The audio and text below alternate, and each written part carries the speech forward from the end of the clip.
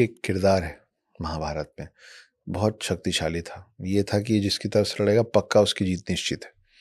मतलब आप ये समझ लीजिए कि जिसके जिस तरफ होने से ये तय कर दिया जाए कि जीत निश्चित है, तो उसको तो आप हनुमान जी की श्रेणी में रख दीजिए कि पहले से मालूम है कि ये जो इधर है वो गेम ओवर है। तो कृष्ण जी गए उनके पास और बोले कि आप किसकी तरफ से लड़ेंगे? तो बोले कि मैं उसकी तरफ से लड़ूंगा जो कमज़ोर होगा। मैं इधर से लड़ूंगा, लेकिन मैं इधर से लड़ूंगा तो सामने वाला कमज़ोर हो जाएगा, तो मैं उधर चला जाऊंगा। फिर मैं उसके साइड से लड़ूंगा, फिर मैं इसको कमज़ोर, फिर मैं इधर आ जाऊंगा। तो कृष्ण जी उनका गला काटे टांग दिए, बोले तुम कुछ मत करो यार, तुम मूक दर्शक बन के, स्पेक्टेटर ऑडियंस बन के बस देखो जो हो रहा है। तो जब वो वापस आए तो पांडवों ने बोला ये क्या कर दिया आप? तो बहुत जरूरी किरदार था, ये हमारी तरफ से लड़ता, सोची कितना आसान हो जाता, क्योंकि नंबर्स में ये कम थे। तो कृष्ण जी ने एक बात कही थी। कृष्ण जी ने कहा था कि ऐसे लोग समाज के लिए सबसे ज्यादा खतरनाक है। आज के शास्त्रों में उन्हीं को सेक्युलर कहा गया। मैं नहीं बोल रहा हूं कि आप मेरे पक्ष में बात कीजिए, मेरे साइड बात कीजिए, आप दूसरे पक्ष से बात कीजिए, इट्स ओके, लेकिन कोई एक पक्ष तो लीजिए। आप कोई भी साइड चुनिए, जो आपको ठीक लगता है चुनिए, लेकिन at least have a spinal cord to say कि this is who I am, this is what I believe. बिन पेंदी के लोटे जो है ना, वो सबसे ज्यादा खतरनाक है इस पूरे समाज के लिए, इस पूरे देश के लिए। ये अलग अलग तरीके से, अलग अलग शब्दों में अनगिनत लोगों ने कहा है। ठीक है, 7 चिरंजीवियों में एक विभीषण है, लेकिन अगर विभीषण नहीं होता तो रावण नहीं हारता। चलो भाई, आप 4 ऐसे लोग हैं जिनके लिए मैं रावण हूं। अगर मैं रावण भी हूं तो मेरे को विभीषण नहीं चाहिए। मेरे को मेरे टोली में, मेरे पाले में, मेरी टीम में विभीषण नहीं चाहिए। वो पहले बोल दे और पहले हट जाए। तो आप सही हैं या आप गलत हैं, वो तो बात का डिस्कशन है। आप काला मान रहे हैं, सफेद मान रहे हैं, मेरे को कोई प्रॉब्लम नहीं। आप बोलिए हाँ मेरे को काला पसंद है, और मैं बोलूं मेरे को सफेद पसंद है, वो चलेगा। ये मत बोलिए कि जी साहब मेरे को ना ग्रे ठीक लगता है। ग्रे कुछ नहीं होता, आपको ब्लैक एंड व्हाइट में चलना पड़ेगा, और जो नहीं चल रहे हैं उनसे दूरी बनाना चाहिए। कैसे हिंदुओं को आप विभीषण मानते हैं? नहीं, मैं ऐसा नहीं कह रहा हूं कि हिंदू आपके अच्छा। thought process। बाकी अब आप देखिए ना, हर वो लोग, मैं कुछ कभी कभार, बहुत रेयरली मैं टेलीविजन डिबेट देखता हूँ। मैं वो एक शख्स है, उनका मैं नाम भूल रहा हूँ, दाढ़ी रखते हैं, शॉर्ट हाइटेड है। वो जब कोई आके बैठता है हिंदू, तो भैया आप सीधे सीधे अपना नाम बदल के हो जाओ ना उधर। फिर आप बोलो ना साफ साफ, मैं जेन्युइनली, मेरे को नाम याद नहीं है, तो आप सीधे सीधे बोलिए ना कि भाई मैं दाढ़ी यहां तक नहीं, यहां तक रखूंगा, और फिर मुंह छटवा लो आप। मेरे को कोई प्रॉब्लम नहीं है उससे। आप यहाँ पे ताबीज पहन रहे हो या रुद्राक्ष पहन रहे हो, मेरे को उसमें कोई दिक्कत नहीं। पर आप ये मत बोलो कि मैं साहब ये देखो ये दोनों है मेरे पास, वो नहीं चलेगा। तो वो है हिंदू। वो तो क्या होता है ना कि हम अननेसेसरी सही होने के बावजूद भी सामने वाले को बल दे देते हैं। मुझे लगता है कि हर हिंदू को कुरान पढ़नी चाहिए। I am ready to be trolled for that. हर हिंदू को कुरान पढ़नी चाहिए। क्यों? इसलिए पढ़नी चाहिए क्योंकि आपको पता तो रहे आप क्या चीज से लड़ रहे हो यार। अदृश्य से कैसे लड़ोगे, आपको मालूम ही नहीं। आप अपने अपने ग्रंथ नहीं पढ़ रहे हो, आपको अपने ग्रंथ, आपको नहीं पता आपके ग्रंथों में क्या लिखा है, उनको पता है उनके ग्रंथों में क्या लिखा है। वो जब आपसे बात करते हैं ना ग्रंथों पे, आप चुप हो जाते हैं, क्योंकि हमको नहीं बताया गया, हमको नहीं पढ़ाया गया, हमको नहीं बोला गया कि जरूरी है। माइथोलॉजी, मेरी कहानी में थक गया हूं बोल बोल के। मेरे को विराथू बनना है इस देश का। मलेशिया, ये म्यांमार में विराथू, ओके। एक एक बौद्ध भिक्षु हैं, उनका नाम विराथू है, जीवित है, अभी जेल में है कि बाहर है वो नहीं मालूम, जिनके चक्कर में पूरे रोहिंग्या मुसलमानों को खदेड़ा गया था। तो वो बोलते थे कि ये लोग रहेंगे तो ये देश खत्म हो जाएगा, ये देश खत्म हो जाएगा। तो रोहिंग्या मुसलमान एकजुट हुए, सारे बौद्ध, बौद्ध को शांति प्रिय माना जाता है, वो खदेड़े सारे रोहिंग्या मुसलमानों को। क्यों खदेड़े? जब इतने साल से रोहिंग्या, अगर आप सब सही कर रहे थे, मैं तो सिख को नहीं खदेड़ रहा हूं, मैं तो किसी को नहीं खदेड़ रहा हूं। तो जब उनसे बोला गया कि क्यों कर रहे हो यार ऐसे, तुम जब देखो जहरी उगलते रहते हो, तो उन्होंने बोला कि मैं इस देश का कुत्ता हूं, मैं मरते दम तक भौंकूंगा, क्योंकि मैं वफादार हूं इस देश के प्रति, अपने कौम के प्रति, अपने धर्म के प्रति। मेरे को जब तक, अगर तुम चाहते हो मेरा मुंह बदल जाए, मैं भौंकना बंद कर दूं तो मेरे को मार दो। ये मत बोलो कि हम सो रहे हैं तुम भौंक रहे हो। मेरा काम है कि साले तुम जब सो रहे हो तो मैं भौंकूं, तो मैं ये करूंगा। वो भौंकता रहा, वो भौंकता रहा, वो भौंकता रहा। वहां से जाना पड़ा इन लोगों को। तो किसी को तो बोलना पड़ेगा। अब मेरे पास भी थोड़े बहुत थ्रेट्स आ गए। I don't take it seriously. अभी आपको ये पॉडकास्ट देख के लोग बोलेंगे कि आप कम्युनल है, आप ऐसी बात कर रहे हो। हाँ, मैं हूं कम्युनल। प्रॉब्लम ये है ना, मैं हूं ना कम्युनल। क्या प्रॉब्लम है आपको? मैं जा रहा हूं किसी का घर तोड़ने, मैं तो नहीं किया। मैं अगर गोकुल की कहानी सुना रहा हूं जहां अहमद शाह अब्दाली और सरदार खान ने मेरा मंदिर तोड़ने घुसे और मेरे नागा साधुओं को, मेरे पूजनीय पूर्वजों को मार दिए, तो वो जो किए उस पर मैं बात ना करूं, मेरे को यह बोला जाता है। आप अब क्यों बोल रहे हो? पहले ये तो पूछो उनसे कि ये करवाया क्यों, ये हुआ क्यों। मैं नहीं बोल रहा हूं कि हर हर जो दूसरे समुदाय के लोग हैं यहाँ पे वो सब कम्युनल हैं, मैं नहीं बोल रहा हूं। लेकिन मैं आप मेरे को बताइए ना कि मैं तेल और पानी को अलग कैसे करूं? दूध में जहर मिला, आप बोल रहे हैं कि तुम राजहंस हो, दूध दूध पी लो, पानी पानी कैसे? मेरे को नहीं आता भाई। अब अभी बहुत चला था, हर किसी ने यहाँ पे इस देश में देखा हुआ है इन लोगों को खाने पे थूकते हुए। कोई नहीं होगा जिसने नहीं देखा होगा। बोलते हैं पर सब ऐसे थोड़ी ना कर रहे हैं। आप लिखित में देंगे मेरे को कि मैं जहां बैठ के खा रहा हूं, अगर वो उन लोगों का रेस्टोरेंट है तो वो नहीं थूकेंगे? अगर वो थूकेंगे तो मैं आपको सू करूंगा, चलेगा? तब आप खड़े हो जाते, नहीं हम क्यों बोले।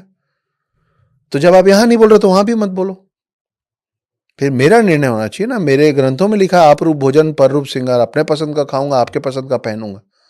मैं कहां खाऊंगा आप क्यों डिसाइड करेंगे? मैं जहां मन करेगा मैं खाऊंगा, और मेरा हक बनता है।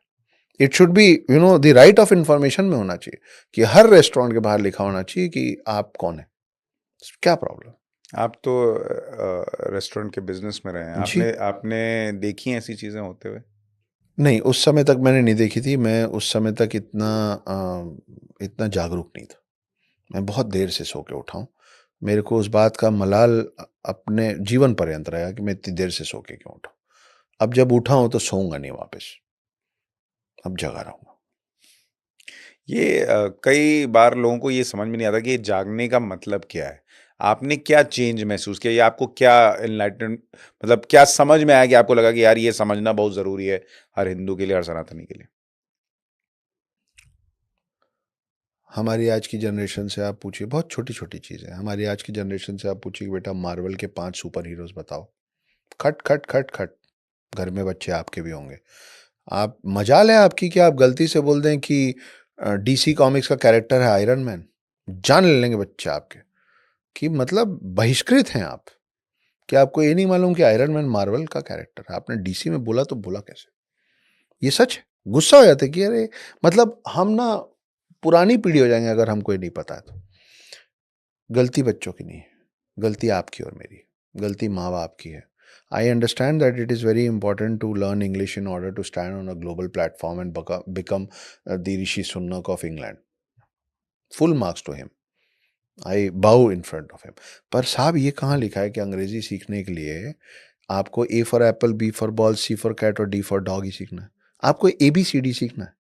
आप अपना अपना कल्चर लेके क्यों नहीं चल रहे? आप क्यों नहीं A for Amba, Ambika, Ambalika, A for अग्नि सिखाते हैं? आप क्यों नहीं बी फॉर बॉल की जगह भगवा और भगवान सिखाते हैं? बच्चा पूछेगा भगवान क्या होता है तो बताइएगा कि बेटा हम सबसे लॉजिकल लोग हैं। तुम्हारे और मेरे पूर्वज जिसने पहली बार ये शब्द सोचा होगा ना, भगवान, उसने भगवान शब्द भगवान ही क्यों बनाया? हगवान, लगवान, नगवान, सगवान कुछ भी बना सकता था।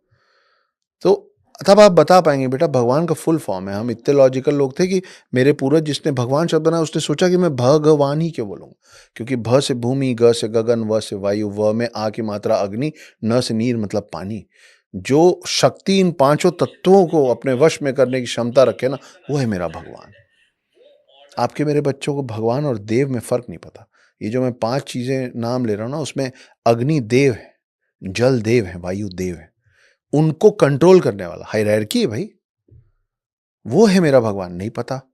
आप बोलिए बी फॉर भगवा, बोले ये अजीब सा वर्ड है भगवा, क्या होता है ये? जब आप शब्द का इस्तेमाल करेंगे तब ना अगला पूछेगा। जब पूछेगा तो बताइए बेटा, भगवा बनता है लाल और पीला मिला के।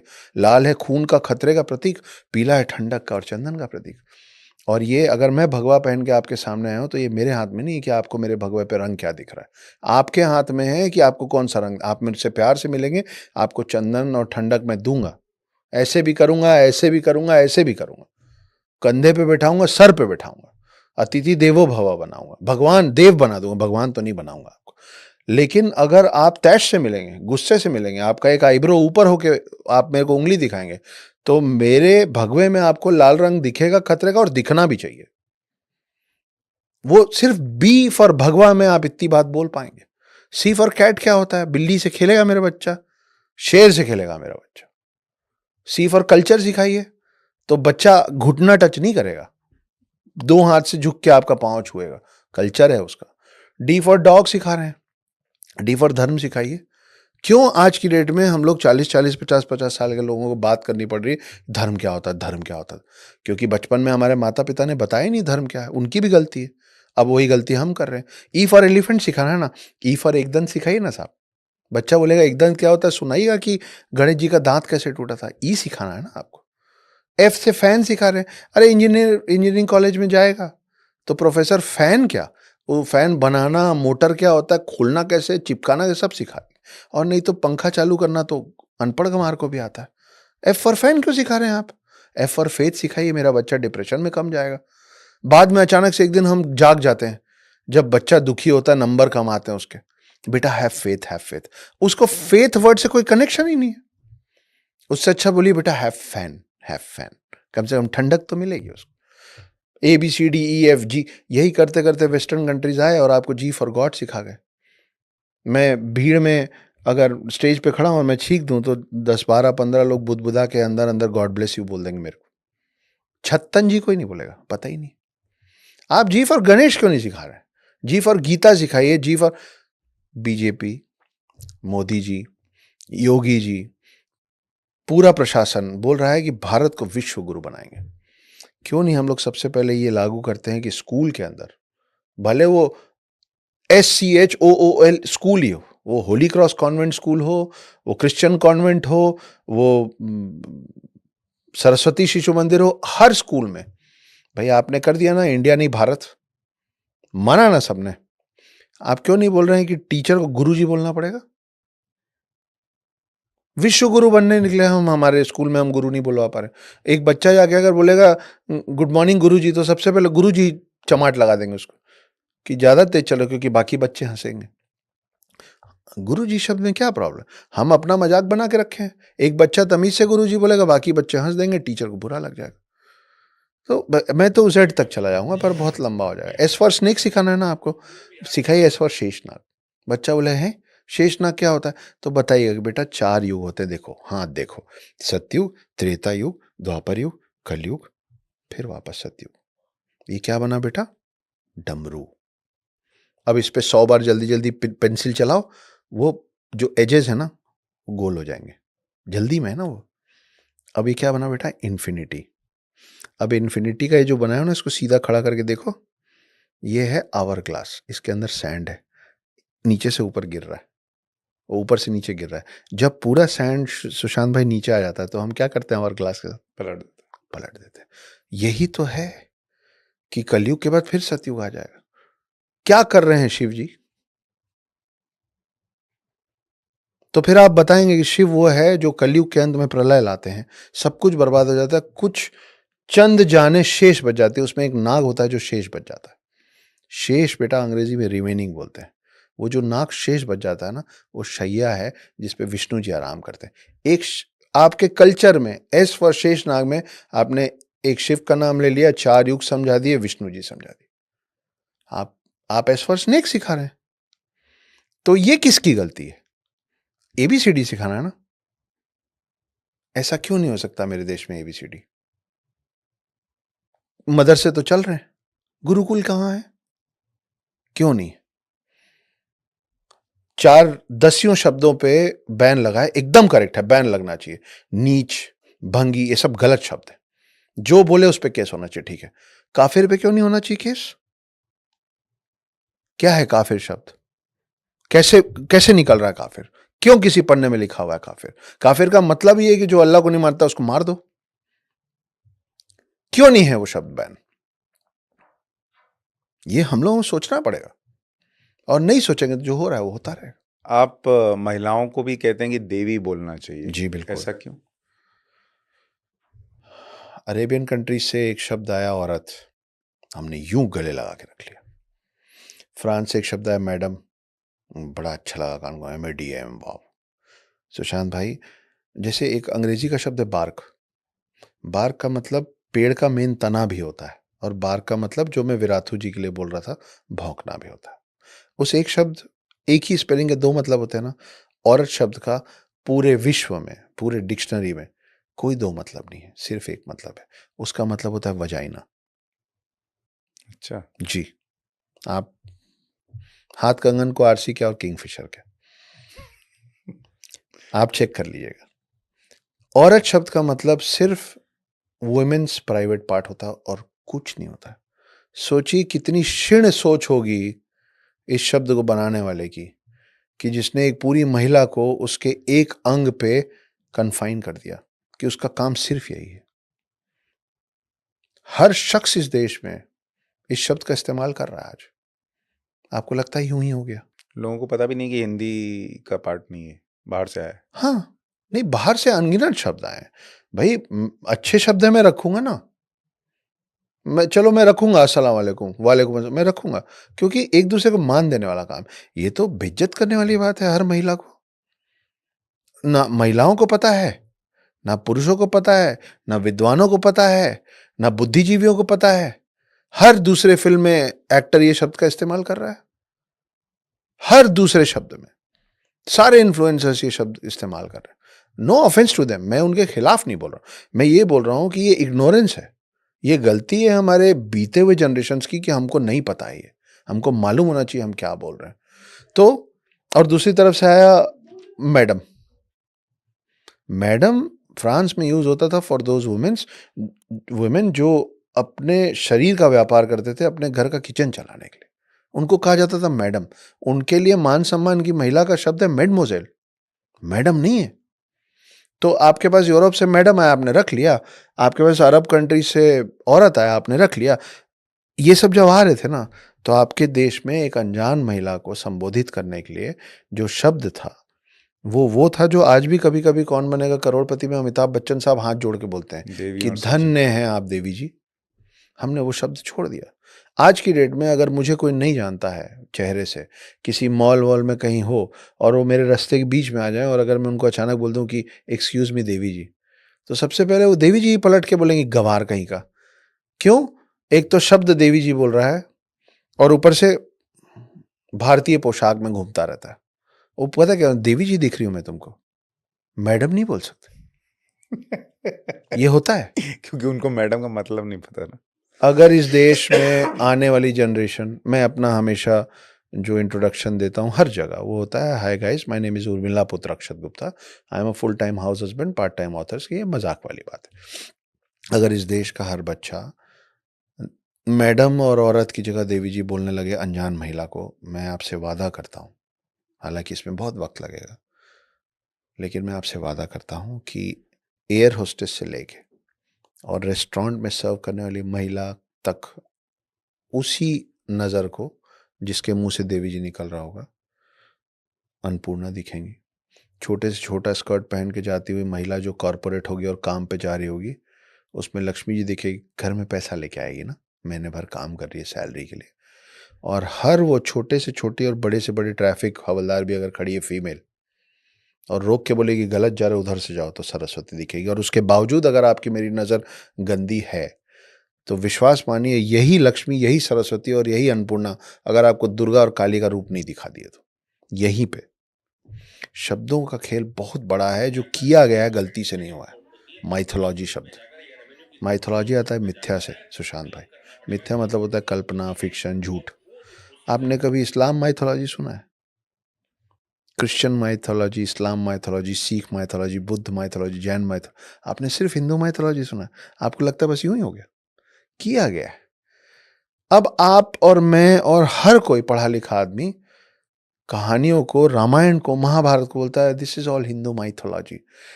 वो बच्चा जो अंग्रेजी पढ़ पढ़ के उसको मालूम है माइथोलॉजी मतलब असत्य, आप उसको कैसे बोलेंगे कि त्रिवेणी संगम में चलो, महाकुंभ में डुबकी लगाओ, श्रद्धा है, 22 जनवरी को चलो अयोध्या, नतमस्तक हो जाओ, प्राण प्रतिष्ठा।